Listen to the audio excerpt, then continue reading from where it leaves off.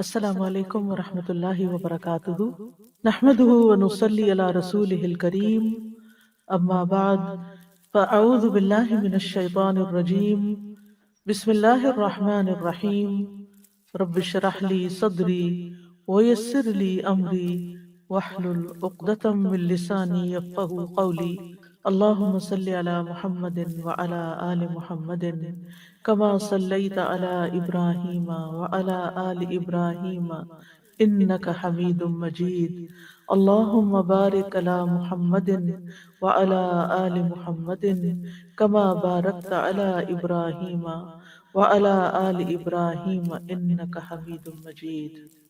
آج ہم انشاءاللہ نماز کی دعاؤں کے بارے میں بات کریں گے۔ نماز کی اصل حقیقت ذکر ہے، اللہ کی یاد ہے۔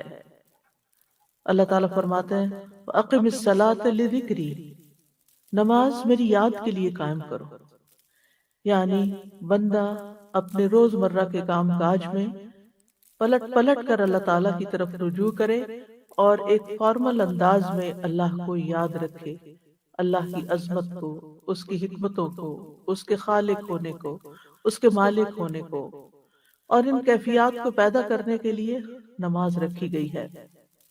ہم جانتے ہیں کہ کائنات کی ہر چیز اللہ کی تسبیح کر رہی ہے، فرشتے بھی اللہ سبحانہ وتعالیٰ کی تسبیح و تحمید کرتے رہتے ہیں، وَنَحْنُ نُسَبِّحُ بِحَمْدِكَ وَنُقَدِّسُ لَكَ، تو ہمیں بھی اللہ سبحانہ وتعالیٰ کی تسبیح اور اس کی بڑائی اور اس کی عظمت کا اظہار اور ذکر کرتے رہنا چاہیے۔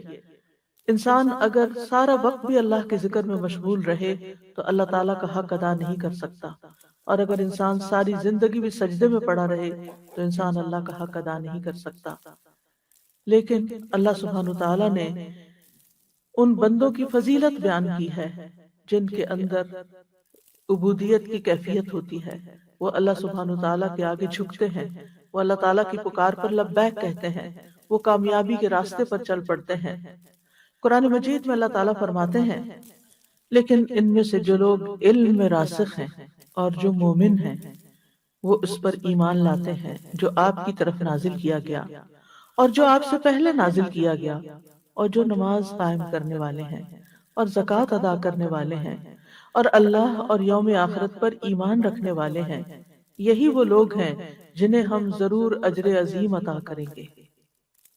تو نماز قائم کرنا ان اعمال میں سے ہے جن پر اللہ تعالیٰ نے اجر عظیم کا وعدہ کیا ہے، یعنی یہ کوئی معمولی عبادت نہیں بلکہ عبادت کی بہت بہترین شکل ہے، افضل ترین شکل ہے۔ عمومی طور پر اس آیت میں اللہ سبحانہ وتعالیٰ نے علم، ایمان اور عمل صالح کرنے والوں کی فضیلت بیان کی ہے، یعنی وہ لوگ جو علم میں پختگی اختیار کرتے ہیں، کیونکہ علم کی کوئی حد نہیں۔ رب زدنی علما، انسان ہر روز اپنے علم میں اضافہ کرتا چلا جائے اور اپنے علم میں اضافے کے لیے وحی الہی کی طرف متوجہ ہو، کیونکہ اصل اور یقینی اور فائدہ مند، نفع مند علم وہ علم ہے جو اللہ سبحانہ تعالیٰ نے ہمارے لیے وحی کے ذریعے نازل کیا ہے اپنے پیغمبر محمد صلی اللہ علیہ وسلم پر۔ لہٰذا علم میں رسوخ اس وقت تک حاصل نہیں ہوتا جب تک انسان وحی الہی کا متلاشی نہیں ہوتا اور اس سے دلیل اور رہنمائی حاصل نہیں کرتا۔ تو وہ لوگ جو آپ پر بھی ایمان لاتے ہیں، جو آپ پر نازل کیا گیا اور جو آپ سے پہلے نازل کیا گیا اس پر بھی ایمان لاتے ہیں اور نماز کو اپنے وقت پر ادا کرتے ہیں، مقیمین الصلاۃ، اور اپنے مالوں کی زکوٰۃ دیتے ہیں اور آخرت کے دن پر ایمان رکھتے ہیں، ایسے لوگوں کے لیے اجر عظیم ہے، یعنی جنت کا وعدہ ہے جہاں وہ اپنے رب کی رحمتوں میں ہمیشہ ہمیشہ کے لیے رہیں گے، اپنے رب کا دیدار کریں گے اور ہر طرح کی لذتوں اور لطف سے فائدہ اٹھائیں گے۔ تو یاد رکھیے علم، ایمان اور عمل صالح کا آپس میں گہرا تعلق ہے۔ جب تک انسان مضبوط علم حاصل نہ کرے اس وقت تک صحیح طور پر عمل نہیں کر سکتا، اور اگر عمل صحیح نہیں تو اس کا مطلب ہے کہ ایمان میں کمزوری ہے، کمی ہے۔ ایمان ہمارے پاس زندگی میں جتنی بھی چیزیں ہیں ان میں سب سے قیمتی چیز ہے، یہ ہماری وارڈروب سے زیادہ قیمتی ہے، ہماری جیولری سے زیادہ قیمتی ہے، ہمارے گھر سے زیادہ قیمتی ہے اور ہماری گاڑی سے زیادہ قیمتی ہے۔ ہمیں ہر روز اس کی فکر کرنی چاہیے اور اس کو بہترین طریقے پر پڑھنے کی کوشش کرنی چاہیے۔ کبھی یہ نہیں سوچنا چاہیے کہ اب ہمیں یہ دعائیں سب آتی ہیں، ہمیں ان کا مطلب آ گیا ہے۔ نہیں، ہم اس کی پوری حقیقت کو نہیں سمجھ سکتے، اس لیے ضرورت اس بات کی ہے کہ بار بار ہم اس کا علم حاصل کرتے رہیں۔ نماز کو بھی ایمان کہا گیا ہے، وما کان اللہ لیضیع ایمانکم، کیونکہ نماز میں انسان کی نیت، قول اور عمل سب کچھ ہوتا ہے، اور ایمان کی بھی یہی تعریف ہے، اس میں بھی نیت، قول اور عمل تینوں چیزیں ہوتی ہیں۔ تو اس لیے ہمیں نماز کی طرف پوری طرح توجہ کرنی چاہیے اور اس کے لیے اپنے علم کو مضبوط کرنا چاہیے۔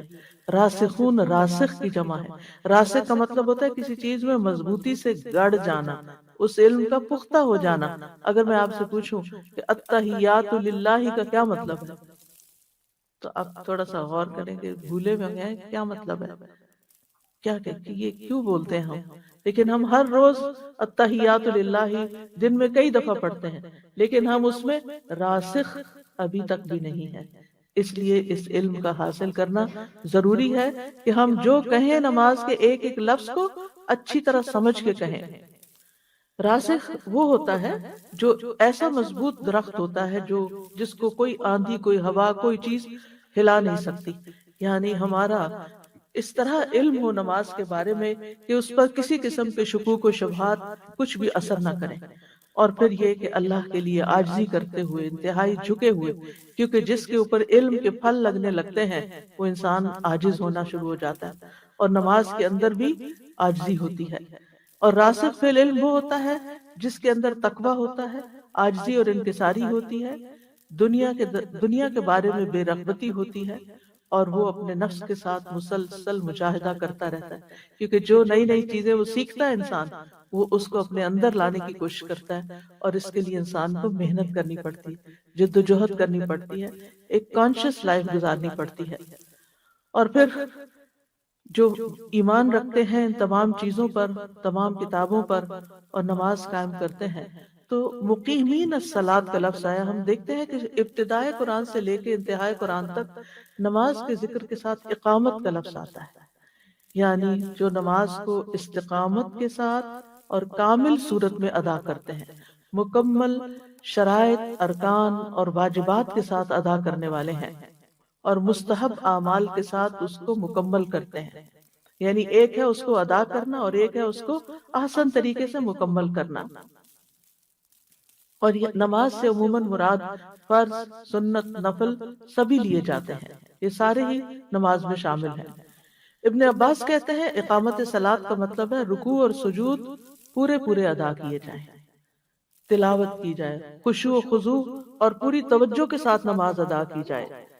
قتادہ کہتے ہیں اقامت صلاۃ کا مطلب ہے نماز کے اوقات، وضو، رکوع اور سجود کی حفاظت کی جائے، اور پھر نہ صرف یہ کہ نماز بلکہ اس کے ساتھ ساتھ زکوٰۃ ادا کرنے والے بھی ہیں، اور یہ دو اعمال جو ہیں باقی اعمال کی نسبت بہت زیادہ اجر عظیم کا باعث ہے۔ اور اسی طرح ایمان میں سے دو چیزوں کا خاص ذکر کیا گیا، اللہ اور یوم آخرت پر، تو جس طرح اعمال میں نماز اور زکوٰۃ ہے، اسی طرح ایمانیات میں اللہ اور آخرت پر ایمان جو ہے وہ بہت زیادہ اہمیت کا حامل ہے۔ تو ایسے لوگوں کے لیے اللہ سبحانہ وتعالیٰ نے اجر عظیم کا وعدہ کیا ہے۔ نماز کے لیے عربی میں لفظ صلاۃ استعمال ہوتا ہے، اور صلاۃ کا مطلب ہوتا ہے دعا کرنا، اسی لیے انگریزی میں ہم نماز کا ترجمہ کیا کرتے ہیں؟ پریئر، اور پریئر کا مطلب بھی دعا ہوتا ہے۔ نماز قولی اور فعلی عبادت ہے، یعنی جو بولی بھی جاتی ہے اور اس میں ایکشنز بھی ہوتے ہیں، یعنی قول بھی ہوتا ہے اور ایکشن بھی ہوتا ہے، اور تکبیر کے ساتھ شروع ہوتی ہے، اللہ اکبر کہنے سے اس کا آغاز ہوتا ہے، اور السلام علیکم کہنے سے، دونوں طرف سلام پھیرنے سے اختتام ہوتا ہے۔ جب تک آپ سلام نہیں پھیرتے آپ کی نماز مکمل نہیں ہوتی، یعنی مثلا آپ نے سب کچھ کر لیا لیکن سلام ہی نہیں پھیرا تو آپ نے ادھوری نماز پڑھی، آپ کی نماز نہیں ہوئی، آپ کی نماز ناقص ہو گئی۔ تو اس لیے اس کی تعریف یہ کی جاتی ہے کہ اللہ اکبر سے لے کر سلام تک یہ نماز کہلاتی ہے۔ ہم سب جانتے ہیں کہ ہمیں اور جنات کو اللہ کی عبادت کے لیے پیدا کیا گیا ہے، وما خلقت الجن والانس الا لیعبدون۔ اور یہی مقصد دے کے تمام رسولوں کو بھیجا گیا کہ وہ بندوں کو اللہ کی عبادت کی یاد دہانی کریں، یعنی ایمان کے بعد پھر اللہ کی عبادت کی طرف متوجہ کریں۔ اور عبادات میں افضل ترین عبادت نماز کی عبادت ہے۔ عبداللہ بن مسعود سے روایت ہے، انہوں نے کہا میں نے نبی صلی اللہ علیہ وسلم سے سوال کیا اللہ کو کون سا عمل زیادہ پسند ہے؟ آپ نے فرمایا نماز کو اس کے وقت پر ادا کرنا، یہ افضل ترین عمل ہے۔ اور اسی طرح عبادات میں پہلا حکم بھی یہی ہے۔ جہاں کہیں عبادات کا ذکر آئے گا آپ دیکھیں گے پہلے اقیم الصلاۃ وآتوا الزکوٰۃ اور پھر وارکعوا مع الراکعین یا پھر باقی چیزیں اس کے بعد آئیں گی۔ تمام انبیاء کی طرف نماز وحی کی گئی تھی۔ سورۃ الانبیاء میں آتا ہے وَجَعَلْنَاهُمْ أَئِمَّةً يَهْدُونَ بِأَمْرِنَا وَأَوْحَيْنَا إِلَيْهِمْ فِعْلَ الْخَيْرَاتِ وَإِقَامَ الصَّلَاةِ وَإِيتَاءَ الزَّكَاةِ وَكَانُوا لَنَا عَابِدِينَ۔ ہم نے انہیں ایسے پیشوا بنایا جو ہمارے حکم کے ساتھ رہنمائی کرتے تھے، اور ہم نے ان کی طرف نیکیاں کرنے اور نماز قائم کرنے اور زکوٰۃ ادا کرنے کی وحی بھیجی، اور وہ صرف ہماری عبادت کرنے والے تھے۔ تو اس سے یہ پتہ چلتا ہے کہ تمام انبیاء کو نماز ادا کرنے کی اور زکوٰۃ ادا کرنے کی وحی کی گئی ہے کہ یہ کرنا ضروری ہے۔ اس سے یہ پتہ چلتا ہے کہ نماز صرف ہماری امت کے لیے نہیں ہے بلکہ تمام امتوں کے لیے رہی ہے۔ موسیٰ علیہ السلام کو اللہ سبحانہ تعالیٰ سے ملاقات کے وقت جو حکم دیا گیا تھا وہ کیا تھا؟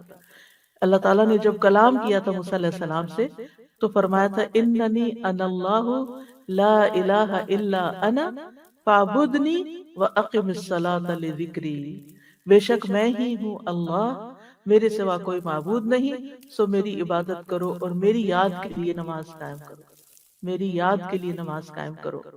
ابراہیم علیہ السلام نے اپنی اور اپنی اولاد کی نماز کی فکر کی، رب اجعلنی مقیم الصلاۃ ومن ذریتی ربنا وتقبل دعا، اے میرے رب مجھے اور میری اولاد کو نماز قائم کرنے والا بنا، یعنی ہمیں توفیق دے، اور اے میرے رب، اے ہمارے رب ہماری دعا قبول کر لے۔ اور ہر نیک ماں باپ کی یہی دعا ہوتی ہے کہ وہ خود بھی اور ان کی اولادیں بھی نماز کی پابندی کریں، نماز کی قائم کریں۔ ابراہیم علیہ السلام نے تو اس بے آب و گیاہ وادی میں اپنی اولاد کو چھوڑا ہی اس لیے تھا تاکہ وہ نماز قائم کریں۔ ربنا انی اسکنت من ذریتی بواد غیر ذی زرع عند بیتک المحرم لیقیموا الصلاۃ، تیرے محترم گھر کے پاس میں نے کیوں اپنے اولاد کو لا بسایا ہے کہ وہ نماز قائم کرے، یعنی ان کے لیے اہتمام کیا ہے۔ اسی طرح ہمیں بھی گھر خریدتے ہوئے یا کہیں رہتے ہوئے اس بات کی ضرور فکر کرنی چاہیے کہ مسجد قریب ترین ہو تاکہ نمازوں کی ادائیگی اقامت کے ساتھ یعنی پراپر طریقے سے ہو سکے۔ عیسیٰ علیہ السلام کے بارے میں آتا ہے کہ انہوں نے پنگھوڑے میں نماز کا ذکر کیا تھا، وَأَوْصَانِي بِالصَّلَاةِ، کہ اللہ نے مجھے، ابھی وہ بچے ہیں، بیبی ہیں، پنگھوڑے میں ہیں، اور وہ بتا رہے ہیں کہ وَأَوْصَانِي بِالصَّلَاةِ، کہ اللہ نے مجھے نماز کی تاکید کی ہے۔ تو اس سے آپ اندازہ لگائیں کہ اس کی کتنی اہمیت ہے۔ حضرت مریم علیہ السلام کو اللہ تعالیٰ نے کیا حکم دیا؟ یا مریم اقنتی لربک واسجدی وارکعی مع الراکعین، اے مریم اپنے رب کی فرما بردار بن جا اور سجدہ کر اور رکوع کرنے والوں کے ساتھ رکوع کر، یعنی با جماعت نماز ادا کر۔ لقمان حکیم کی نصیحت اپنے بیٹے کے لیے کیا تھی؟ یا بنیا اقم الصلاۃ، پہلی بات ہی نماز کی، اے میرے چھوٹے بیٹے نماز قائم کرنا۔ اسی طرح اللہ تعالیٰ اپنے سارے بندوں کو حکم دیتے ہیں قل لعبادی الذین آمنوا یقیموا الصلاۃ، آپ میرے بندوں سے کہہ دیجئے کہ وہ نماز قائم کریں۔ اس کے بعد وَيُنْفِقُوا مِمَّا رَزَقْنَاهُمْ سِرًّا وَعَلَانِيَةً، کہ وہ رزق میں سے خرچ کریں جو ہم نے ان کو عطا کیا ہے، چھپے اور کھلے۔ سچے ایمان والوں کی علامت یہ ہے الذین یقیمون الصلاۃ ومما رزقناہم ينفقون اولئک هم المؤمنون حقا، جو نماز اور صدقات کا اہتمام کرتے ہیں یہی سچے مومن ہیں۔ لہم درجات عند ربک، ان کے درجے ہیں رب کے ہاں، لیولز ہیں، یعنی جس کا جتنا اخلاص کے ساتھ نماز اور صدقات کا اہتمام ہوگا اس کے درجے اتنے ہی بلند ہوں گے۔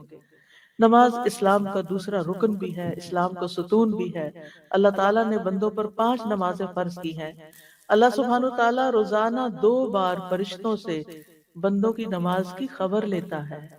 یعنی جب صبح کے فرشتے شام کے وقت اور شام کی صبح کے وقت جاتے ہیں، عصر کے وقت جاتے ہیں، تو اللہ تعالیٰ ان سے پوچھتا ہے کہ تم نے بندوں کو کس حال میں پایا، اور وہ کہتے ہیں کہ ہم نے اس حال میں چھوڑا کہ وہ نماز پڑھ رہے تھے، اور اس حال میں ان کے پاس پہنچے کہ وہ نماز پڑھ رہے تھے۔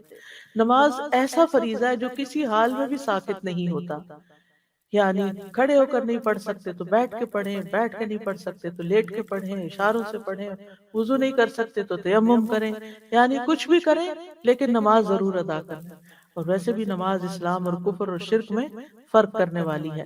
ہم سب کو نمازوں کی حفاظت کا حکم دیا گیا ہے، اور ہمیں صرف خود اپنی نمازوں کی فکر نہیں کرنی بلکہ گھر والوں کو نماز پڑھنے پر جمانا ہے۔ وَأْمُرْ أَهْلَكَ بِالصَّلَاةِ وَاصْطَبِرْ عَلَيْهَا لَا نَسْأَلُكَ رِزْقًا، اور اپنے گھر والوں کو نماز کا حکم دیجیے اور اس پر خوب پابند رہیے، ہم تم سے کسی رزق کا مطالبہ نہیں کرتے۔ پھر یہ کہ حدیث میں آتا ہے کہ بچوں کو جب 7 سال کے ہو جائیں تو نماز کا حکم دو، اور 10 سال کے ہو جائیں اور نہ پڑھیں تو ان کو مار بھی سکتے ہو۔ حالت جنگ میں بھی نماز کی حفاظت کا حکم دیا گیا ہے۔ دجال جیسے عظیم فتنے کے وقت نماز کی حفاظت کی فکر کی تلقین کی گئی ہے۔ نبی صلی اللہ علیہ وسلم کی دنیا سے رخصت ہوتے ہوئے آخری الفاظ بھی کیا تھے؟ الصلاۃ الصلاۃ وما ملکت ایمانکم، نماز نماز۔ اور قیامت کے دن پہلا سوال بھی، پہلا حساب بھی نماز کے بارے میں ہوگا۔ اور اس میں اگرچہ یہ ساری باتیں اپنی جگہ، اس سے اس کی اہمیت پتہ چلتی ہے، لیکن فائدہ بھی ہمیں پہنچتا ہے، یعنی نماز پڑھنے سے ہم ہی کو فائدہ پہنچتا ہے کہ قد افلح المؤمنون الذین هم فی صلاتهم خاشعون، یقیناً وہ مومن فلاح پا گئے، پار ہو گئے جو اپنی نمازوں میں خشوع اختیار کرتے ہیں۔ نماز سے رحمت ملتی ہے، رزق ملتا ہے، فقر دور ہوتا ہے، فرشتوں کی دعائیں ملتی ہیں، خوف اور غم سے نجات ملتی ہے، دکھوں اور غموں کا علاج اور مداوع ہے۔ ارشاد باری تعالیٰ ہے ان الذین آمنوا وعملوا الصالحات واقاموا الصلاة وآتوا الزکاة لهم اجرهم عند ربهم ولا خوف علیہم ولا هم يحزنون۔ بے شک جو لوگ ایمان لائے اور انہوں نے نیک اعمال کیے اور نماز قائم کی اور زکوٰۃ دی، ان کا اجر ان کے رب کے پاس ہے، ان پر نہ کوئی خوف ہے اور نہ وہ غمگین ہوں گے۔ پھر اللہ کی مدد ملتی ہے، یا ایھا الذین آمنوا استعینوا بالصبر والصلاۃ، یعنی اگر کسی بھی مشکل میں اللہ کی مدد چاہیے، اللہ کا ساتھ چاہیے، تو پھر نماز کی پابندی ضرور، نماز کی طرف دوڑنا چاہیے۔ اللہ تعالیٰ کی حفاظت ملتی ہے۔ جو شخص فجر کی نماز پڑھ لیتا ہے شام تک اللہ کے ذمے میں ہوتا ہے، اللہ کی حفاظت میں ہوتا ہے، بیماریوں سے شفا ملتی ہے۔ ابن القیم کہتے ہیں اللہ کا ذکر کرنا، اس کی طرف متوجہ ہونا، اس کی طرف رجوع کرنا، نماز کی طرف لپکنا، بس ایسا کرنے سے کتنے ہی ایسے علیل ہیں، بیمار ہیں جنہیں شفا دے دی گئی، اور کتنے ہی ایسے بیمار ہیں جنہیں عافیت دے دی گئی۔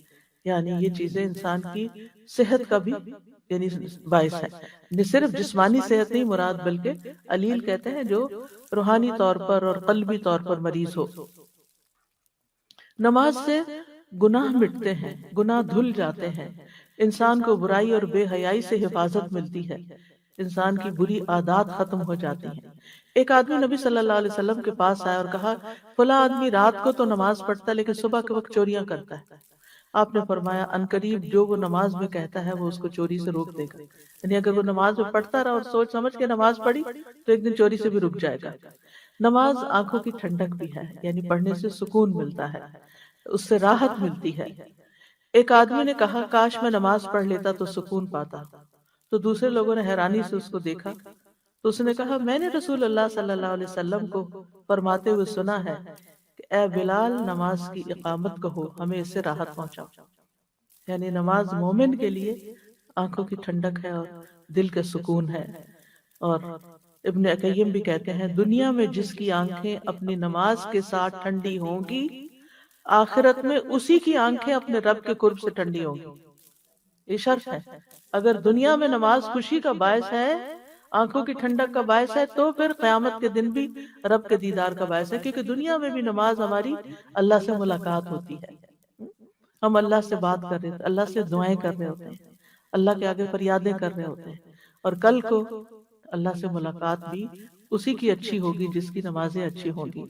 قیامت کے دن اس شخص کے اعضاء چمک رہیں گے وضو والے، بازو، چہرہ، پاؤں، اس سے روشنی پھوٹ رہی ہوگی۔ نبی صلی اللہ علیہ وسلم اپنے امتیوں کو اسی سے پہچانیں گے، اور نماز ہی آگ سے بچانے والی ہے، نجات دلانے والی ہے۔ اس کے برعکس جو نماز نہیں پڑھتا تو نماز چھوڑنا کفر اور شرک کے برابر قرار دیا گیا، ایمان سے محرومی اور منافقت کی علامت بتائی گئی۔ امام ابن قیم فرماتے ہیں نماز کی یہ 6 صفات منافقت کی علامت ہے، یعنی جس کی نماز میں یہ 6 باتیں ہیں وہ منافق ہے۔ نمبر 1، نماز کی طرف جاتے وقت سستی کا مظاہرہ کرنا، مارے بندے اٹھ کے جانا، خوشی سے نہیں جانا۔ نمبر 2، نماز ادا کرتے ہوئے لوگوں کو دکھانا کہ دیکھو میں نماز پڑھ رہا ہوں، دیکھ لو میں نمازی ہوں۔ نمبر 3، اس کی ادائیگی میں تاخیر کرنا، ڈیلے کر کے پڑھنا، آخری وقت میں پڑھنا۔ نمبر 4، اس میں جلدی جلدی ٹونگے مارنا، یا اللہ کو کم ہی یاد کرنا، بس تیزی سے سر سے اتار پھینکنا۔ اس میں اللہ کا ذکر کم کرنا۔ اور چھٹی بات ہے با جماعت نماز پڑھنے سے پیچھے رہنا، گھر میں ہی پڑھ لینا۔ اب آپ دیکھیے کہ آج کل الحمدللہ تراویح کے لیے مسجدیں بھری ہوئی ہیں، لوگوں نے جگہ کمیونٹی سینٹرز ہائر کر کے وہاں تراویح کا اہتمام کیا جا رہا ہے، لیکن سب کو یہ معلوم ہونا چاہیے کہ یہ تراویح ایک نفل نماز ہے، جبکہ فرض نماز زیادہ حقدار ہے کہ اسے مسجد میں پڑھا جائے۔ اگر ہم تراویح کے لیے آ سکتے ہیں تو کیا عشاء کی نماز کے لیے مسجدوں میں حاضر نہیں ہو سکتے؟ سارا دن اگر ہمارا کام بھی ہے تو ہم عشاء تو مسجد میں پڑھیں، جماعت سے پڑھیں۔ یعنی اگر دن میں کئی موقع نہیں بھی ملتا، کوئی ایسی مجبوری ہے تو پھر، کیونکہ جو عشاء کی نماز اور فجر کی نماز میں جماعت سے پیچھے رہتا ہے اس کے بھی نفاق کی علامت بتائی گئی ہے۔ پھر جان بوجھ کر نماز چھوڑنے والے سے اللہ کی ذمہ داری ختم ہو جاتی ہے۔ ایک نماز، نبی صلی اللہ علیہ وسلم نے فرمایا جس کی ایک نماز اس سے فوت ہو گئی گویا اس کا مال اور اولاد فنا ہو گئی، سب کچھ لٹ گیا اس کا، ایک نماز چھوڑنا۔ نبی صلی اللہ علیہ وسلم نے فرمایا جس شخص نے عصر کی نماز چھوڑ دی اس کے اعمال باطل ہو گئے، جو کیا کرایا وہ بھی ضائع ہو گیا۔ مطلب کیا ہے کہ بغیر کسی عذر کے لیٹ کرتا رہا، سستی کی، یا ایسا سویا کہ پھر یعنی اس نے اپنے سونے کا وقت یہ بنا لیا اور ہر روز عصر قضائی کر رہا ہے، تو یہ بہت بڑے خسارے کی بات ہے۔ بے نمازی کے لیے موت کی سختیاں بھی ہوگی۔ وَالْتَفَّتِ السَّاقُ بِالسَّاقِ إِلَىٰ رَبِّكَ يَوْمَئِذٍ الْمَسَاقُ فَلَا صَدَّقَ وَلَا صَلَّىٰ وَلَٰكِنْ كَذَّبَ وَتَوَلَّىٰ، اور پنڈلی کے ساتھ پنڈلی لپٹ جائے گی، اور اس دن تیرے رب ہی کی طرف روانگی ہے، نہ تو اس نے تصدیق کی اور نہ نماز ادا کی، لیکن اس نے جھٹلایا اور منہ پھیر دیا۔ قیامت کے دن بھی بے نمازی قارون، فرعون، حامان اور ابی ابن خلف کے ساتھ ہوں گے۔ تو نماز کو صحیح طور پر، نماز کی اہمیت جان لینے کے بعد، اس کے فائدے جان لینے کے بعد اور نہ پڑھنے کے نقصان جان لینے کے بعد، اب یہ ہے کہ جو نماز پڑھی جائے اس کو بھی صحیح طور پر ادا کیا جائے۔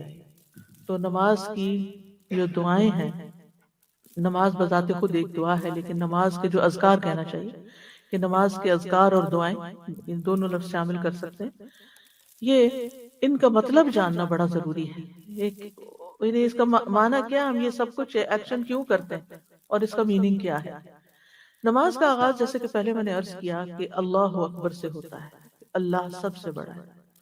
اس کو تکبیرۃ الاحرام کہتے ہیں کہ اس کے کہنے کے بعد نمازی پر وہ چیزیں حرام ہو جاتی ہیں جو اس سے پہلے اس پر حلال تھی۔ ادھر ادھر نہ دیکھے، نہ کچھ کھائے، نہ کچھ بولے، صرف اور صرف اب اللہ تعالیٰ کی طرف متوجہ ہو جائے۔ یعنی جب وہ تکبیر کہتا ہے تو اس کے لیے کھانا پینا، ادھر ادھر دیکھنا، باتیں کرنا، آنا جانا، چلنا پھرنا سب حرام ہو جاتا ہے۔ تکبیر نماز کا رکن ہے، یعنی آپ یوں ہی نہیں بس کھڑے ہو کے ہاتھ باندھ کے نماز شروع کر سکتے، آپ کو ہر صورت میں ہینڈز اپ کرنے ہیں، ہر چیز دنیا کی چھوڑنی ہے، خالی ہاتھ ہونا ہے، اور پھر ہاتھ اوپر اٹھا کر اللہ اکبر کہنا ہے۔ یعنی اللہ کی بڑائی کا آپ اظہار کر رہے ہیں، آپ اس کے لیے ہاتھ جسچر بھی دیں گے کہ اللہ ہی سب سے بڑا ہے۔ اس طرح کیے بغیر اللہ اکبر کہنا درست نہیں ہوتا، اور اس کو کہے بغیر نماز میں داخل نہیں ہوا جا سکتا۔ حضرت علی کہتے ہیں رسول اللہ صلی اللہ علیہ وسلم نے فرمایا نماز کی کنجی وضو ہے، اس کی تحریم یعنی ہر چیز کا حرام ہونا اللہ اکبر ہے، اور تحلیل حلال ہونا السلام علیکم کہنا ہے۔ آپ دیکھیے کہ نماز سے پہلے جو اذان ہوتی ہے اس کا آغاز بھی کس سے ہوتا ہے؟ اللہ اکبر سے، اور نماز کا آغاز بھی اللہ اکبر سے، پھر ہر سٹیپ پر جاتے ہوئے پھر سے اللہ اکبر، سوائے رکوع سے اٹھنے کے وقت اس میں حمد کے کلمات اور تسبیح ہے، لیکن باقی جو کھڑے ہو یعنی کہ شروع کرتے وقت، پھر رکوع میں جاتے وقت، پھر سجدے میں جاتے وقت، سجدے سے سر اٹھا کر پھر دوبارہ سجدے میں جاتے وقت، پھر تحیات پہ بیٹھتے وقت، یہ سب ان تمام مواقع پر اللہ اکبر کہنا ہوتا ہے۔ ابن حجر اس کے بارے میں کہتے ہیں کہ یہ ذکر ہے جو ہر گھبرا دینے والے موقع پر کہا جاتا ہے اور ہر خوشی کے پیدا ہونے کے موقع پر کہا جاتا ہے، تاکہ اللہ کا شکر ادا کیا جائے، اللہ کو ہر اس چیز سے پاک قرار دیا جائے جو اللہ کے دشمن اس کی طرف منسوب کرتے ہیں، یعنی وہ جو شرک کرتے ہیں اس کے ساتھ، اور جو اس کی صفات میں تحریف کرتے ہیں، اللہ سبحانہ وتعالیٰ ان سب چیزوں سے بہت ابھو ہے۔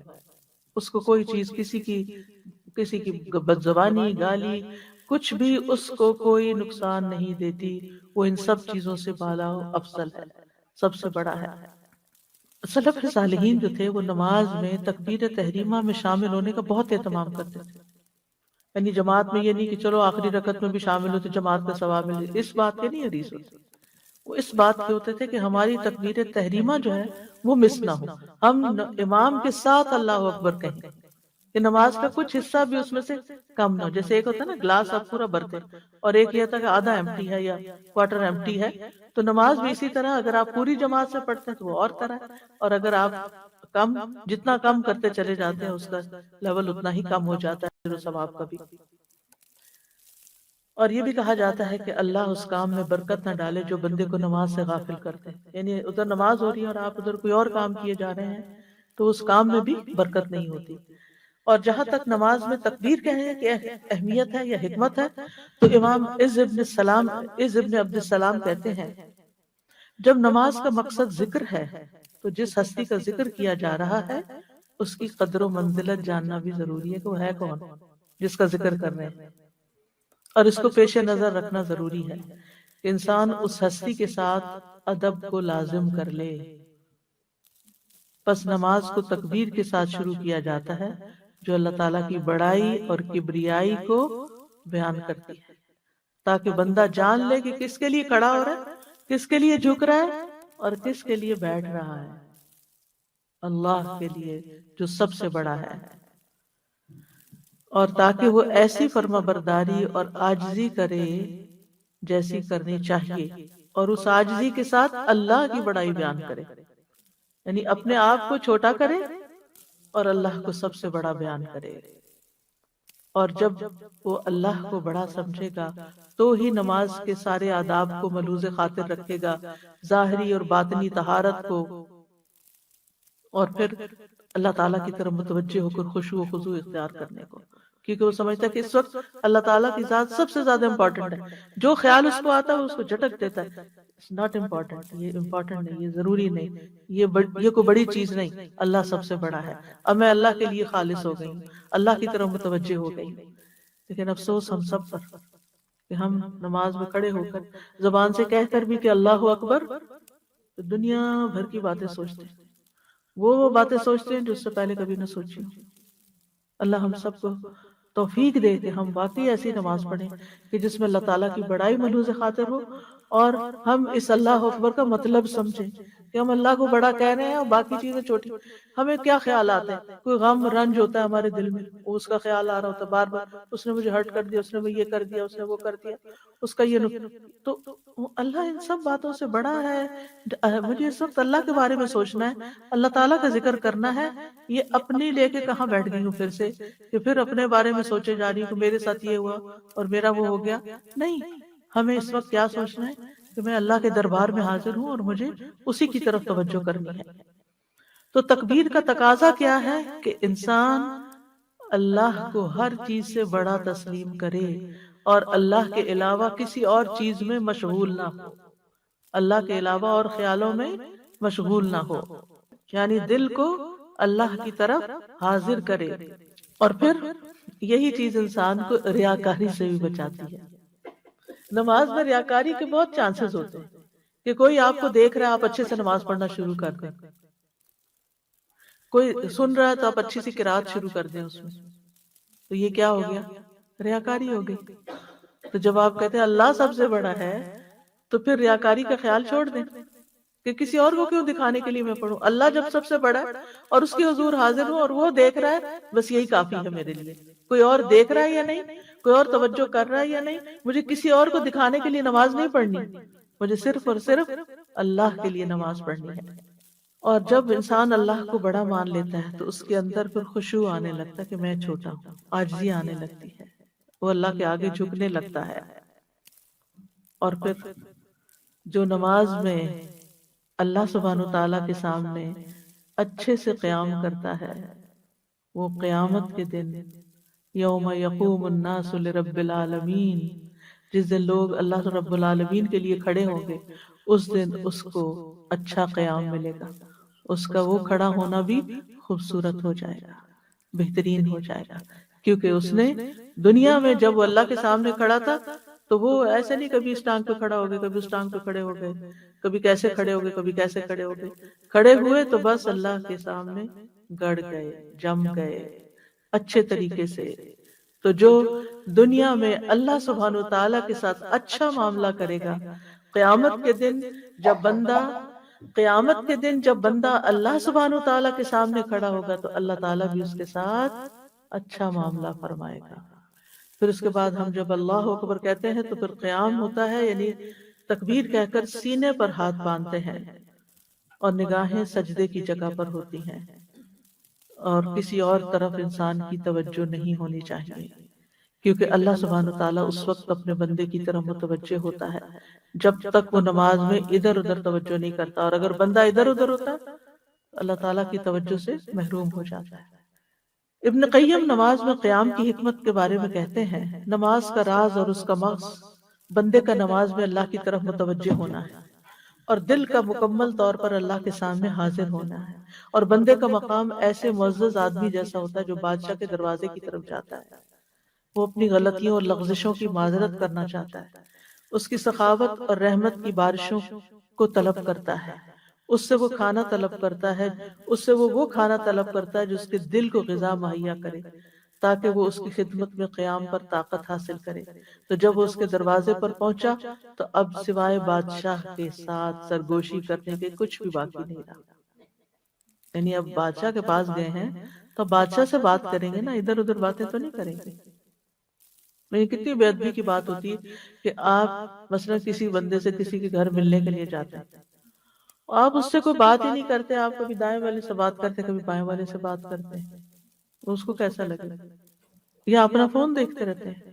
آج کل تو یہ وبا پھیل گئی ہے، ملنے گئے کسی سے اور دیکھ رہے ہیں اپنا فون بات۔ اچھا کچھ لوگ یہ عادت ہوتی ہے، وہ وہاں کسی سے ملنے گئے، والدہ سے ملنے گئے بڑے اہتمام سے، جی آج والدہ سے ملاقات کا دن ہے، والدہ سے ملنے گئے ہیں اور ابھی سلام دعائی ہوئی ہے کہ فون آ گیا، اچھا ایک منٹ وہاں سے باہر نکل گئے، یا پھر ان کے سامنے بیٹھے رہے اور زمانے بھر کے بزنس کی باتیں کر کے اور پھر فون رکھ کے، اچھا اور کیا حال ہے، اچھا میرا خیال ہے میٹنگ کا ٹائم ہو گیا چلتے ہیں، چلو بھائی ملاقات ہو گئی والدہ سے۔ یہ رویے ہیں آج کل لوگ، یعنی کہ بچوں کے کہہ لیں یا لوگوں کے کہہ لیں کہ سب سے جو معزز جس کا ہم نے والدین کے حقوق میں پڑھا کہ والدین میں سے بھی ماں کا حق زیادہ ہے، اس ماں کے ساتھ اگر یہ سلوک ہے تو آپ باقیوں کے ساتھ باقی انسانوں کا کیا حق دیں گے، اور ان کو کیا رسپیکٹ دیں گے، اور ان کے کتنے حقوق ادا کریں گے۔ اور جب آپ بندوں کے حقوق نہیں ادا کرتے اور آپ کو اتنے مینرز نہیں کہ آپ بندوں کے ساتھ صحیح معاملہ کریں، تو اللہ کے حضور حاضر ہو کر بھی پھر کیا معاملہ ہوگا؟ وہاں بھی ہماری کیا توجہ ہوگی؟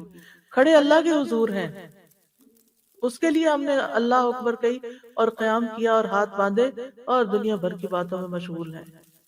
ہمیں اس کے لیے ایفرٹ لگانی ہے کہ نہیں، واپس اللہ ہی کی طرف توجہ کرنی ہے۔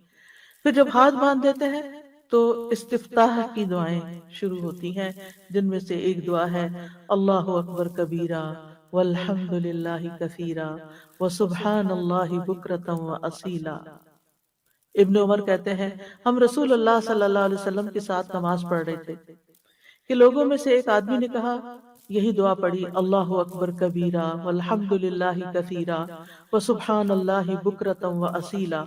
تو رسول اللہ صلی اللہ علیہ وسلم نے فرمایا، اس طرح کے کلمات کہنے والا کون ہے؟ لوگوں میں سے ایک آدمی نے عرض کیا، اے اللہ کے رسول میں ہوں۔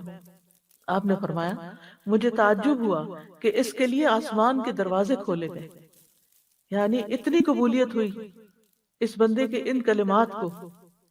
ابن عمر کہتے ہیں میں نے ان کلمات کو پھر کبھی بھی نہیں چھوڑا، کہ اگر یہ اتنے اچھے کلمات ہیں کہ اس کے لیے آسمان کے دروازے کھلتے قبول ہو جاتے ہیں، تو پھر اور کیا چاہیے۔ وہ کہتے ہیں میں نے کبھی نہیں چھوڑا جب سے میں نے رسول اللہ صلی اللہ علیہ وسلم کو یہ فرماتے ہوئے سنا۔ اور اس میں آپ دیکھیے کہ صرف اللہ اکبر نہیں، اللہ اکبر کبیرہ، اللہ بڑا ہے، بہت بڑا، یعنی میں نے اللہ کی بڑائی بیان کی، بہت زیادہ بڑائی۔ اور یہ اللہ کے اس فرمان کی تعمیل ہے جس میں اللہ تعالیٰ فرماتے ہیں وَكَبِّرْهُ تَكْبِيرًا، کہ اس کی بڑائی بیان کرو، خوب بڑائی بیان کرنا۔ تو وہ کیسے بیان کریں گے؟ اللہ اکبر کبیرہ کہہ کر۔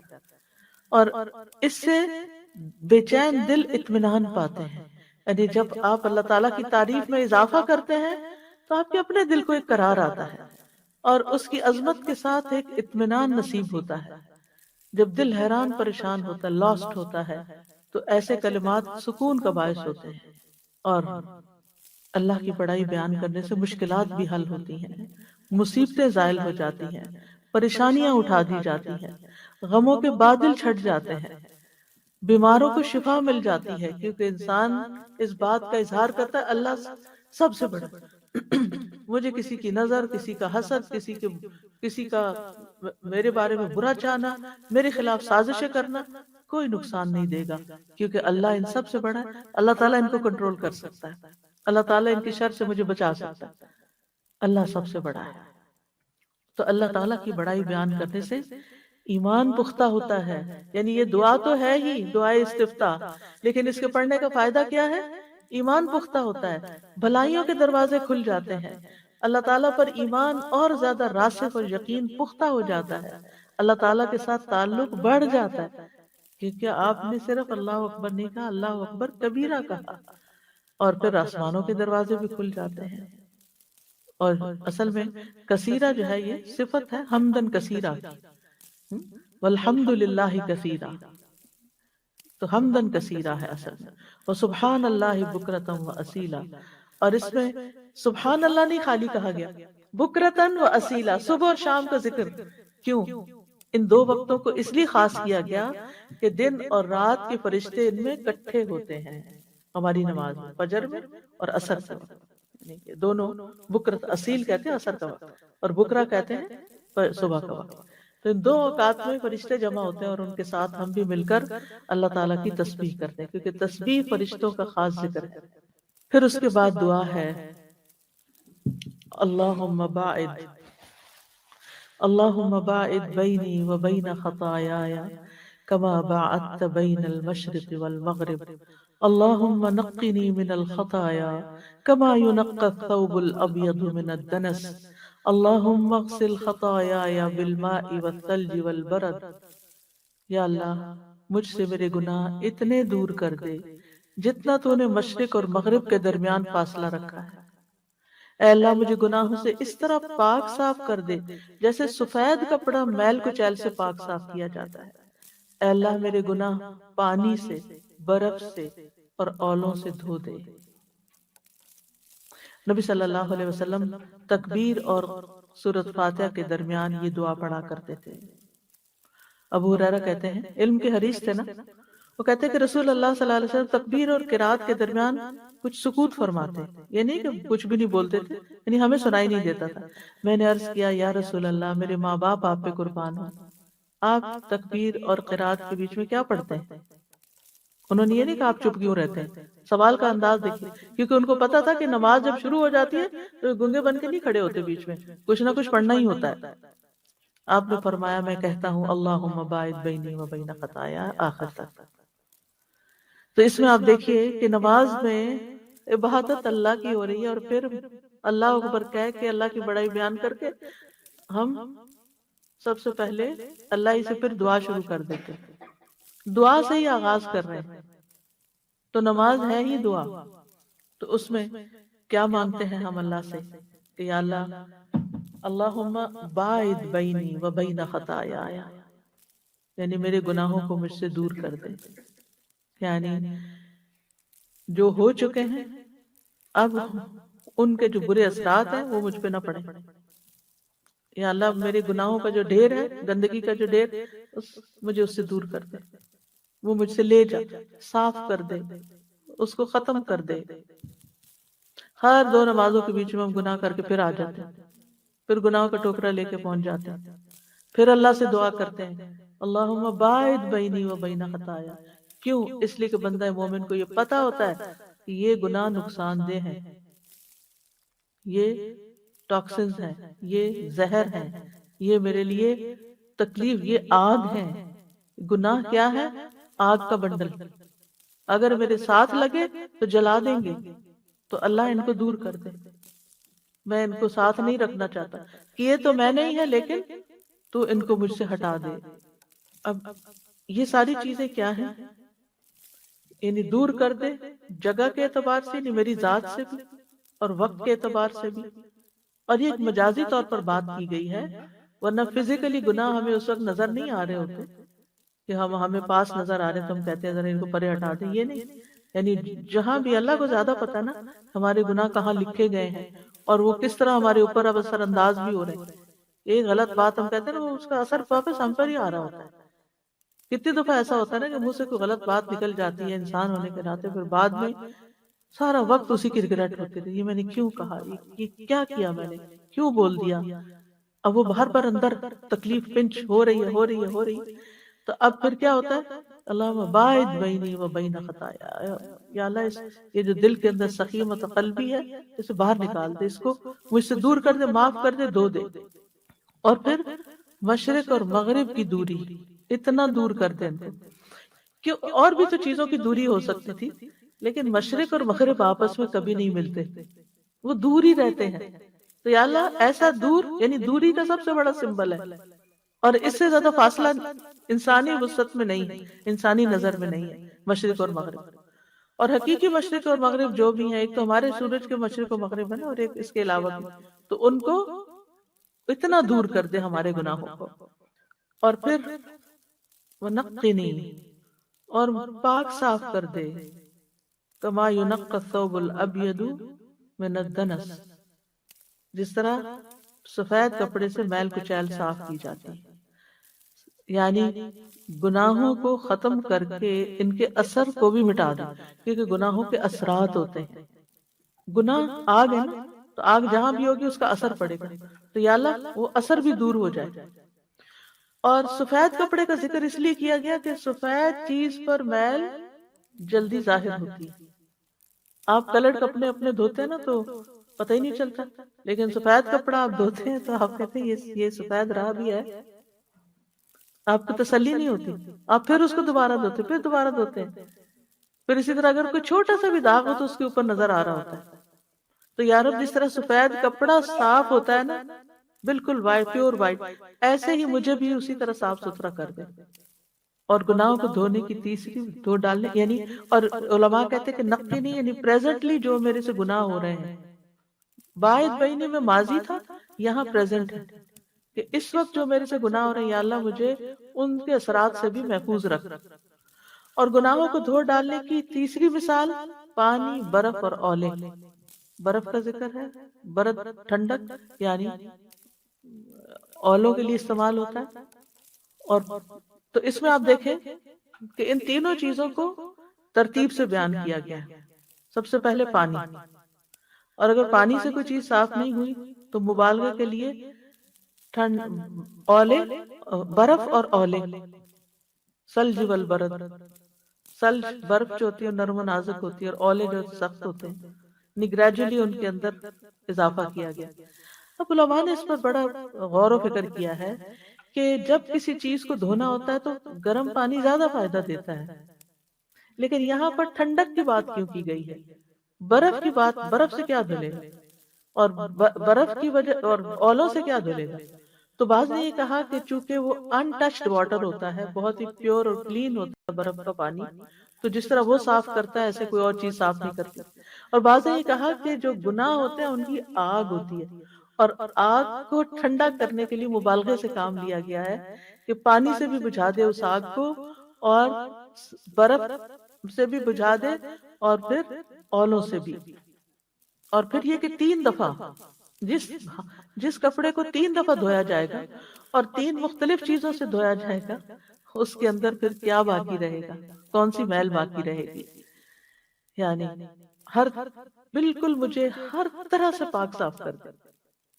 سبحان اللہ، کتنی خوبصورت دعا ہے، لیکن ہم کیسے پڑھ جاتے ہیں بغیر سوچے سمجھے کیا پڑھ رہے ہیں، کیا کہہ رہے ہیں، کیا مانگ رہے ہیں۔ اور پھر یہ بھی کہا گیا ہے کہ باعد آئندہ کے لیے ہے کہ اللہ آئندہ مجھے ہر طرح کے گناہوں سے بچا کے رکھنا، گناہوں کو میرے پاس نہیں آنے دینا۔ ایک اور طریقہ ہے اسی بات کو بیان کرنے کا، اور ایک سے زیادہ طریقے ہو سکتے ہیں بات سمجھنے کے، ٹھیک ہے؟ تو اللہ جو گناہ ہے نا، مجھے اسے دور ہی رکھنا۔ اللہ باعد بینی و بین خطایا، کہ جن چیزوں کی ٹیمپٹیشن ہو جاتی ہے مجھے، جہاں پھسلن ہو جاتی ہے، جہاں گر پڑتا ہوں، مجھے بچا لینا اس سے۔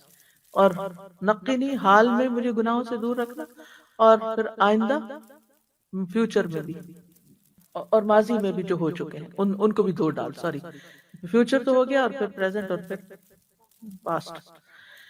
پھر ایک اور دعا ہے، سبحانک اللہم و بحمدک و تبارک اسمک و تعالی جدک و لا الہ غیرک۔ اے اللہ تو پاک ہے اور تیرے ہی لیے حمد ہے، تیرا نام بڑا ہی برکت والا ہے، تیری بزرگی بلند و برتر ہے، تیرے علاوہ کوئی الہ نہیں۔ نبی صلی اللہ علیہ وسلم نماز کے آغاز میں اس کو پڑھا کرتے تھے، یعنی سبحانک اللہم، اے اللہ میں تجھے پاک قرار دیتا ہوں ہر برائی اور نقص سے جو تیری ذات کے لائق نہیں، اور وبحمدک، تیری ایسی تسبیح بیان کرتا ہوں کہ جو حمد کے ساتھ ملی ہوئی۔ سبحانک اللہم وبحمدک وتبارک اسمک، اور تیرے نام کی برکت بہت زیادہ ہے۔ تبارک یعنی بہت بلند ہے، بہت برکت والا ہے، یعنی تیرے نام کو ذکر کرنے سے ہر طرح کی خیر اور بھلائی آ جاتی ہے۔ اور ایک معنی یہ بھی کیا گیا کہ تیری ذات بڑی عظمت والی ہے، تبارک اسم سے مراد تیری ذات بہت برکت والی ہے، وتعالی جدک، اور تیری عظمت بہت بلند ہے، یعنی تو بہت ہی بڑا ہے۔ اسی طرح کچھ اور دعائیں بھی ہیں جو آپ، تو نبی صلی اللہ علیہ وسلم کسی بھی چیز کو ایک روٹین نہیں بننے دیتے تھے، کیونکہ روٹین سے روح نکل جاتی ہے چیز، اس کے اندر تفنن پیدا کرتے تھے۔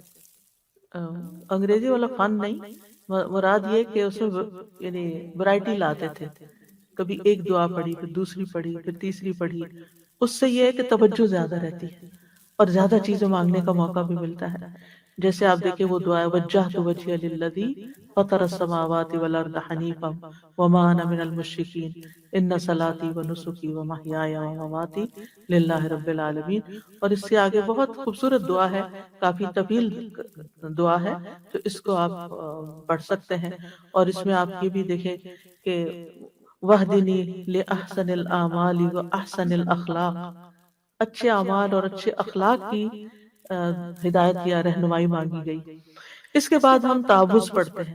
تعوذ میں ہم عام طور پر اعوذ باللہ من الشیطان الرجیم پڑھ دیتے ہیں بس، لیکن نبی صلی اللہ علیہ وسلم نے اعوذ باللہ من الشیطان الرجیم من ہمزہ ونفخہ ونفثہ بھی پڑھا ہے۔ کیوں؟ اس کا مطلب کیا ہے؟ میں اللہ کی پناہ میں آتا ہوں شیطان مردود سے، کہ وہ مجھ پر کوئی جنون کا اثر ڈالے، یا مجھ پہ تکبر پہ آمادہ کرے، یا غلط شعر و شاعری کی طرف لے کر آئے۔ ایک معنی یہ کیا گیا ہے، یعنی شیطان کے کام کیا ہے کہ وہ انسان کو خبتی بنا دیتا ہے، ہوش آواز بلا دیتا ہے، سمجھنے سوچنے کی صلاحیت مفقود کرتا ہے، یا انسان کے اندر ہوا بھر دیتا ہے کہ تم بڑی چیز ہو، نفس یا یعنی ایسے کلام کی طرف راغب کرتا ہے جس سے پھر انسان اللہ کا ذکر بھول جائے۔ اور اسی طرح وہ بندے کے اوپر جو وسوسے ڈالتا ہے اس کی طرف بھی اشارہ ہے کہ اللہ مجھے شیطان کے وسوسوں سے بچا۔ اور نماز میں سب سے زیادہ شیطان جو ہے وہ حاوی ہو جاتا ہے اپنے وسوسے ڈالنے کے لیے، تو اس لیے آغاز میں ہی تعوذ پڑھ لینا چاہیے۔ اور ویسے بھی اللہ تعالیٰ کا حکم ہے فَإِذَا قَرَأْتَ الْقُرْآنَ فَاسْتَعِذْ بِاللَّهِ مِنَ الشَّيْطَانِ الرَّجِيمِ۔ نبی صلی اللہ علیہ وسلم بھی اللہ تعالیٰ سے استعاذہ طلب کرتے تھے۔ ابو سعید خدری کی روایت ہے کہ نبی صلی اللہ علیہ وسلم قرات سے پہلے اعوذ باللہ من الشیطان الرجیم پڑھا کرتے تھے، پھر اس کے بعد آپ سورۃ الفاتحہ پڑھتے ہیں جس کا معنی سب کو آتا ہے، اور پھر آپ کوئی نہ کوئی قرآن مجید کی سورت پڑھتے ہیں، چاہے سورۃ اخلاص ہو یا معوذتین ہو۔ چند نمازوں میں صورتیں مخصوص ہیں، باقی تو اوپن چوائس ہے، آپ جو بھی پڑھیں۔ اور چند نمازوں میں وہ کون سی صورتیں ہیں، جیسے صبح کی سنتوں میں اور مغرب کی سنتوں میں پہلی رکعت میں قل یا ایھا الکافرون اور دوسری رکعت میں قل ھو اللہ احد، اور پھر اسی طرح جمعے کی صبح فجر کی نماز میں نبی صلی اللہ علیہ وسلم پہلی رکعت میں سورۃ السجدہ اور دوسری رکعت میں سورۃ الدہر پڑھا کرتے تھے۔ تو بہرحال ان چیزوں کا بھی انسان کو دیکھ لینا چاہیے اور اس سنت کی پیروی کرنی چاہیے۔ نماز کا تیسرا رکن جو ہے یعنی تکبیر اور قیام کے بعد وہ ہے رکوع، اور اسی طرح یہ بھی کہا گیا ہے کہ نماز کی 3 تہائیاں ہیں، ایک میں طہارت، ایک میں رکوع اور ایک میں سجود ہے۔ بہرحال رکوع میں خاص چیز یہ ہے کہ صحیح طریقے پر رکوع ہونا چاہیے، اور اس کا طریقہ یہ ہے کہ آپ کی گردن اور کمر برابر لائن میں جا رہی ہے، یعنی بعض لوگ جھکتے ہیں اور ذرا اٹھے ہوئے ہوتے ہیں، ایسا بھی نہیں ہونا چاہیے۔ بعض لوگ اتنا جھک جاتے ہیں کہ نیچے لڑک جاتے ہیں، وہ بھی ٹھیک نہیں۔ اعتدال میں رہیں اور اپنا سر بھی سیدھا رکھیں۔ کئی لوگ سر جھکا لیتے ہیں یا سر اٹھا لیتے ہیں، تو دونوں چیزیں ٹھیک نہیں ہیں۔ کمر اتنی سیدھی ہونی چاہیے، یعنی آپ یوں کھڑے ہیں قیام میں، اور اتنی آپ کی جھک جانی چاہیے کہ بالکل سیدھی لائن ہو جائے، اور اس پر اگر کوئی چیز رکھے تو وہ گرے نہیں، یعنی خم نہیں ہونا چاہیے کمر میں۔ نبی صلی اللہ علیہ وسلم صحابہ کو درست طریقے پر رکوع کرنا سکھاتے تھے۔ آپ نے فرمایا جب تم رکوع کرو اپنی ہتھیلیوں کو اپنے گھٹنوں پر رکھو۔ کچھ لوگ گھٹنے کو پیچھے سے پکڑ لیتے ہیں۔ کچھ ریسنٹلی میں نے کسی کو دیکھا، انہوں نے یعنی یہ جیسے گھٹنا ہے نا تو اس کو یہاں سے پکڑا ہوا تھا، سامنے ہاتھ رکھنا چاہیے، یعنی سامنے ہاتھ رکھ کے سائڈ سے نہیں پکڑے، یعنی ٹانگیں پکڑنے کے لیے نہیں کہا گیا بلکہ گھٹنوں پر ہاتھ رکھنے کے لیے کہا گیا۔ پھر اسی طرح یہ ہے کہ نبی صلی اللہ علیہ وسلم بہت اطمینان سے رکوع کرتے تھے، اور آپ نے فرمایا اللہ کی قسم جب بھی تم رکوع کرتے ہو اور سجدہ کرتے ہو میں تمہیں اپنی پیٹھ کے پیچھے دیکھ لیتا ہوں۔ اور رکوع میں اطمینان جو ہے وہ دراصل نبی صلی اللہ علیہ وسلم کی سنت ہے، اور اس کے بغیر نماز ناقص ہوتی ہے۔ درست رکوع پر ہی نماز کی قبولیت اور عدم قبولیت کا انحصار ہے۔ ابو ہریرہ کہتے ہیں ایک آدمی 60 سال نماز پڑھتا رہتا ہے لیکن اس کی نماز قبول نہیں ہوتی، شاید اس کی وجہ یہ ہو کہ وہ رکوع تو پورا کرتا ہے لیکن سجدہ مکمل نہیں کرتا، یا سجدہ پورا کرتا ہے لیکن رکوع پورے نہیں کرتا۔ پورا رکوع کرنے سے مراد ہے کہ پوری طرح جھکنا، یعنی پورا رکوع یہ آدھا آدھا جھکے کھڑے ہیں، یعنی آدھی سی کھڑے اور لیٹے کی کیفیت میں ہے، تو اس سے نماز نہیں ہوتی۔ رسول اللہ صلی اللہ علیہ وسلم نے فرمایا وہ نماز کافی نہ ہوگی جس میں آدمی اپنی پشت کو رکوع اور سجود میں سیدھا نہ رکھے، وہ کافی نہیں ہوگی۔ اسی طرح سجدے میں بھی اس طرح نہیں لٹک جانا چاہیے کہ انسان گر پڑے زمین پہ، بلکہ اپنی پشت کو سیدھا رکھے اور جلدی جلدی نہ کرے، کیونکہ یہ منافق کی نماز ہوتی ہے کہ وہ اپنی نماز میں اس طرح نیچے اوپر ہوتا ہے جیسے مر ٹھونگے مار کے دانا چن رہا ہو۔ پھر رکوع کی دعائیں کیا ہیں؟ سب سے مشہور دعا تو یہی ہے سبحان ربی العظیم، میرا رب عظیم ہر عیب سے پاک ہے، سبحان پاک ہے، ربی میرا رب العظیم جو بہت عظمت والا ہے۔ یعنی رکوع میں اللہ تعالیٰ کی تعظیم کا ذکر کرنا چاہیے، اور یہ تعظیم 3 طرح سے ہوتی ہے، دل کی تعظیم، اعضاء کی تعظیم اور زبان کی تعظیم۔ یعنی زبان بھی عظمت کا اظہار کرے اور جسم بھی عظمت کا اظہار کرے، اور احساس بھی اللہ کی عظمت کا ہو دل میں، یعنی انسان اس بات کا اپنے حال سے، زبان حال اور زبان قال سے اظہار کرے کہ اے اللہ بڑائی تیرے ہی لیے ہے اور میری صفت عاجزی ہے، میں تو عاجز بندہ ہوں۔ اور اسی وجہ سے رکوع میں سبحان ربی العظیم عظمت کی بات کی گئی، اور سجدے میں سبحان ربی الاعلی۔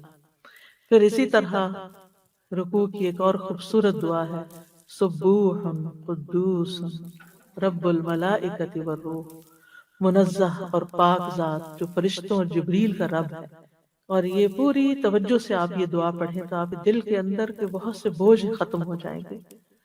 سبوح کا مطلب ہے جو ہر قسم کے نقائص اور شرک سے پاک ہے، اور قدوس کا مطلب ہے ہر اس چیز سے پاک جو خالق کے لائق نہیں، ہر اس چیز سے پاک جو خالق کے لائق نہیں۔ اور رب الملائکۃ والروح، ملائکہ سارے فرشتوں کے لیے آتا ہے، روح خاص فرشتہ ہے، اور کہا جاتا ہے کہ شاید اس سے مراد جبریل علیہ السلام ہو۔ اور ایک قول یہ بھی ہے کہ اس سے مراد ایسی مخلوق ہے جس کو فرشتے نہیں دیکھ سکتے، جیسے تم فرشتوں کو نہیں دیکھ سکتے۔ وما یعلم جنود ربک الا ہو، اللہ کے لشکروں کو صرف وہ خود جانتا ہے۔ ہم سے جن پوشیدہ رکھے گئے، جنوں سے ہم پوشیدہ نہیں، ہم سے فرشتے پوشیدہ رکھے گئے، ہم فرشتوں کے سامنے، اور فرشتوں سے بھی کچھ چیزیں پوشیدہ ہیں۔ والروح، رب الملائکۃ والروح، ملائکہ میں سارے فرشتے آگے، اور روح سے مراد وہ مخلوق جو فرشتے نہیں دیکھ سکتے۔ کتنی عظمت والا ہے ہمارا رب۔ پھر اسی طرح سبحانک و بحمدک لا الہ الا انت، پاک ہے تو اپنی تعریف کے ساتھ اور تیرے سوا کوئی الہ نہیں۔ پھر ایک اور دعا ہے سبحانک اللہم ربنا و بحمدک اللہم اغفر لی۔ حضرت عائشہ کہتی ہے کہ نبی صلی اللہ علیہ وسلم یہ دعا رکوع اور سجود دونوں میں پڑھا کرتے تھے۔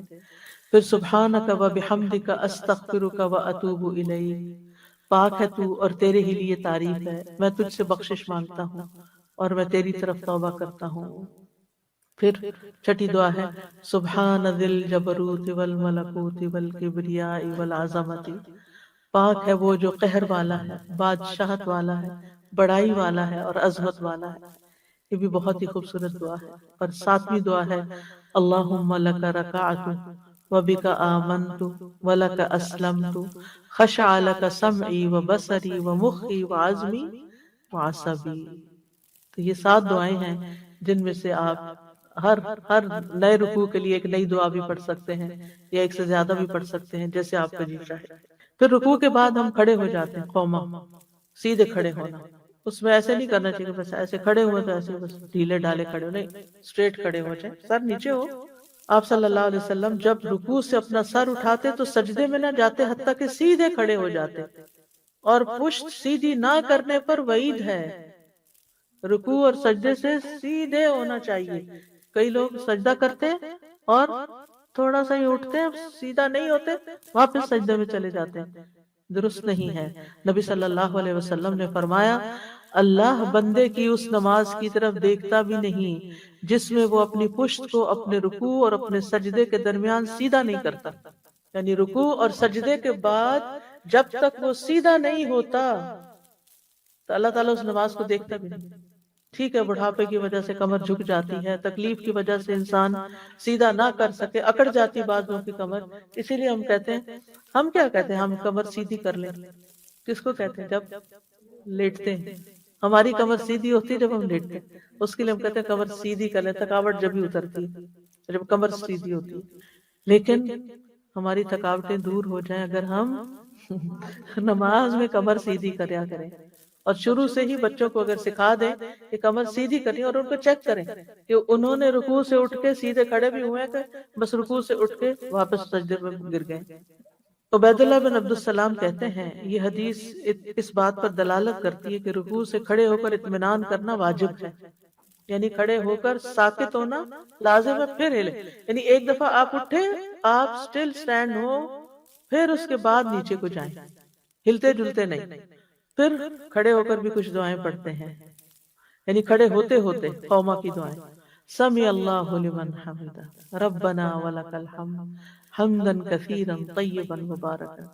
یہ دعا بھی جس نے پڑھی تھی اس کے لیے 30 فرشتے آگے بڑھے اس کو اٹھانے کے لیے، اتنا اجر تھا، بڑا عظیم اجر اس دعا کا۔ پھر اسی طرح سمع اللہ لمن حمدہ اللہم ربنا لک الحمد ملء السماوات وملء الارض وملء ما شئت من شیء بعد۔ پھر اسی طرح حمد کی کچھ اور دعائیں، یعنی قوما کی کچھ اور دعائیں بھی ہیں جو اسی معنی سے ملتی جلتی ہیں، لیکن ان کے اندر دعا بھی شامل ہے۔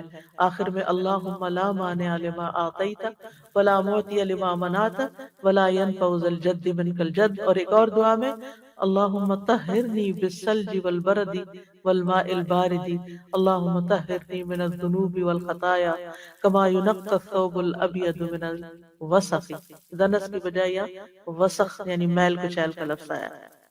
پھر سجدے کا وقت آ جاتا ہے تو قرآن مجید میں سجدہ کرنے کا حکم دیا گیا ہے، فَاسْجُدُوا لِلَّهِ وَاعْبُدُوا، اللہ کو سجدہ کرو اور اس کی عبادت کرو، بندگی کرو۔ سجدہ اللہ تعالیٰ سے قرب کا ذریعہ ہے، کَلَّا لَا تُطِعْهُ وَاسْجُدْ وَاقْتَرِب، سجدے میں دعائیں قبول ہوتی ہیں۔ نبی صلی اللہ علیہ وسلم نے فرمایا سجدہ کرتے ہوئے بندہ اپنے رب کے سب سے زیادہ قریب ہوتا ہے، پس سجدوں میں کثرت سے دعا کیا کرو۔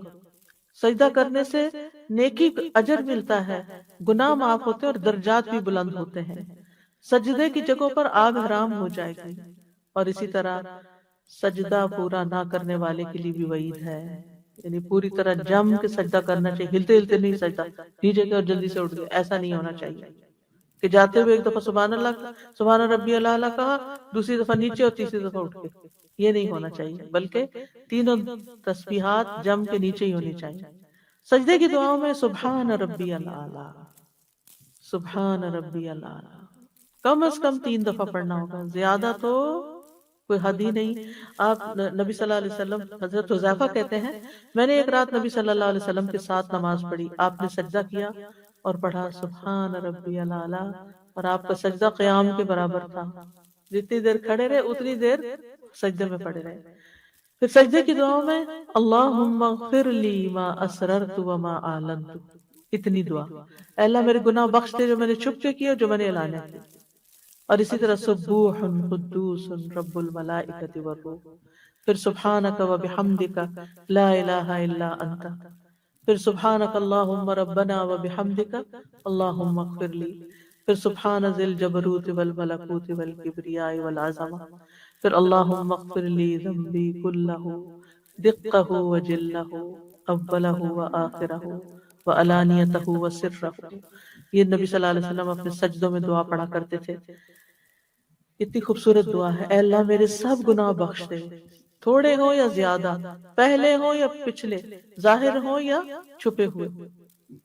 ایک اور دعا ہے اللہم اعوذ برضاک من سخطک وبمعافاتک من عقوبتک واعوذ بک منک لا احصی ثناء علیک انت کما اثنیت علی نفسک۔ اے اللہ میں تیری ناراضگی سے، تیری رضامندی کی اور تیری سزا سے تیری معافی کی پناہ چاہتا ہوں، اور میں تجھ سے ڈر کر تیری ہی پناہ میں آتا ہوں، تجھ سے ڈر کے تیری ہی پناہ میں آتا ہوں، میں تیری تعریف کرنے کی طاقت ہی نہیں رکھتا، تو ویسا ہی ہے جیسا تو نے خود اپنی ثنا بیان کی۔ کتنی خوبصورت دعا ہے یہ، اور جب بندہ عاجزی کے ساتھ سجدے میں پڑھ کے یہ دعا کرتا ہے تو اللہ تعالیٰ کو کتنا پیار آتا ہوگا اس بندے پر۔ پھر اسی طرح ایک اور دعا اللہم لک سجدت وبک آمنت ولک اسلمت سجد وجہی للذی خلقہ وصورہ وشق سمعہ وبصرہ تبارک اللہ احسن الخالقین۔ اے اللہ میں نے تیرے لیے سجدہ کیا، میں تجھ پر ایمان لایا، میں تیرا فرما بردار ہوا، میرے چہرے نے اس ذات کو سجدہ کیا جس نے اس کو پیدا کیا اور اسے شکل دی، اس میں کان اور آنکھیں بنائیں، بڑی برکتوں والا ہے اللہ جو بہترین ہے پیدا کرنے والا، یعنی اس وقت چہرہ انسان کا زمین پر ہوتا ہے تو چہرے کی فیچرز کی بات کی گئی ہے یہاں پر۔ نبی صلی اللہ علیہ وسلم یہاں اس دعا میں اللہ سبحانہ وتعالی کی نعمتوں کا اعتراف کر رہے ہیں سجدے کی حالت میں، اور پھر بعض روایات میں فَأَحْسَنَ صُورَتَهُ کا لفظ آتا ہے کہ اللہ نے میری بہت اچھی شکل و صورت بنائی۔ اگر ہر بندہ یہی پڑھے تو اس کو کوئی شکایت رہے اللہ سے اپنی شکل و صورت کے بارے میں؟ اور پھر اسی طرح اللہم اجعل فی قلبی نورا وفی سمعی نورا وفی بصری نورا وعن یمینی نورا وعن شمالی نورا وامامی نورا وخلفی نورا وفوقی نورا وتحتی نورا وجعل لی نورا۔ یہ سجدے میں پڑھی جا سکتی ہے دعا، نور ہی نور مانگا جا رہا ہے یعنی اللہ سبحانہ وتعالی سے۔ پھر سجدے سے اٹھ کر اطمینان کے ساتھ بیٹھنا، یعنی جیسے رکوع سے اٹھ کے اطمینان کرنا، ایسے ہی ایک سجدے سے دوسرے سجدے کے بیچ میں بھی سکون سے بیٹھنا۔ آپ صلی اللہ علیہ وسلم اللہ اکبر کہہ کے سجدے سے سر اٹھاتے اور اپنا بایاں پاؤں موڑ کر اس کے اوپر بیٹھ جاتے، بائیں پاؤں کے اوپر بیٹھ جاتے، حتیٰ کہ ہر ہڈی اپنی اپنی جگہ لوٹ آتی، اور بعض روایات میں تو آتا ہے کہ آپ دو سجدوں کے درمیان اتنا ہی بیٹھتے تھے جتنا سجدے کے اندر ٹائم لگاتے تھے، اتنی دیر تک بیٹھتے تھے، اور اس میں پھر دعا پڑھتے. وہ دعا کیا ہے؟ رب اغفر لی، رب اغفر لی، اے میرے رب مجھے بخش دے، اے میرے رب مجھے بخش دے. اور ایک اور دعا بھی بتائی جاتی ہے لیکن وہ ضعیف ہے، یعنی اس سجدے کے درمیان کے لیے نہیں ہے، ویسے پڑھ سکتے ہیں آپ. اللہم اغفر لی ورحمنی واہدنی وعافنی وارزقنی واجبرنی وارفعني. اچھا، پھر تشہد. تشہد کیا ہے؟ اللہ سبحانہ وتعالیٰ کی حمد و ثنا بھی ہے اور نبی صلی اللہ علیہ وسلم پر درود و سلام بھی ہے.